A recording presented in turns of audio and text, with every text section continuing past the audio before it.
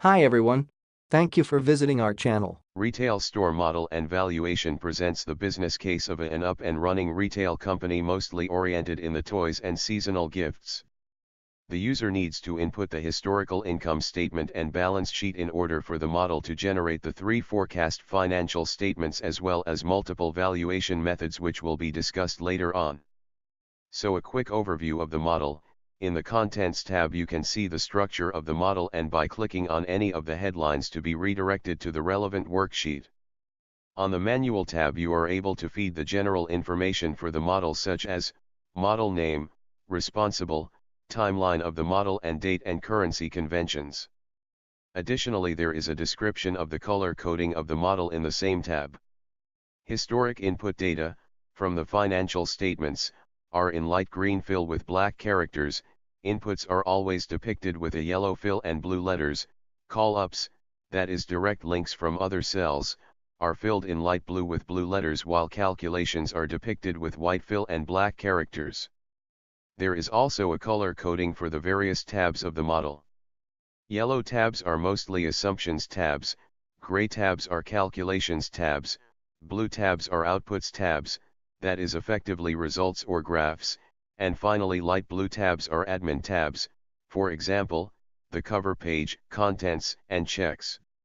Moving on to the inputs, macroeconomic assumptions, detailed inputs for revenues, stores, revenue per store, costs, costs of goods sold as a percentage margin, sales and general administrative expenses, assets, non-current assets, other non-current assets, current assets, cash and other current assets, equity, liabilities both short-term, trade payables and other payables, and long-term, loans and other liabilities, as well as valuation assumptions. Calculations, this is where all calculations are performed. Based on the historical sales per country, number of stores and expected evolution of stores and by also taking into account the growth based on each country macros the revenues are calculated. Then operating costs are calculated based on the historical margins and sales and general administrative expenses are calculated based on an average wage growth rate. Based on the capital expenditures and existing fixed assets as indicated by the company growth, the depreciation is calculated based on historical depreciation rates. The company is maintaining a stable loan facility on which it pays interest and any additional needs are covered through an overdraft facility. Working capital such as receivables, inventory, and payables are calculated based on the historical days as occurring through the financial statements. Similarly, dividends are calculated based on historical payout ratios.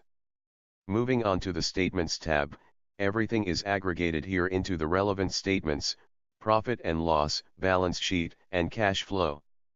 Outputs, in this tab the valuation of the company is performed using various valuation methods such as dividend discount model, free cash flow to the firm, free cash flow to equity, economic profit model, economic value added model, and comparable companies multiples.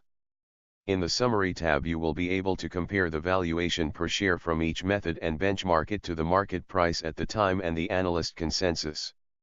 There are a number of support tabs as well regarding the weighted average costs of capital, the regression parameters, the macroeconomic data used per country as well as the market data used for the comparable companies multiples.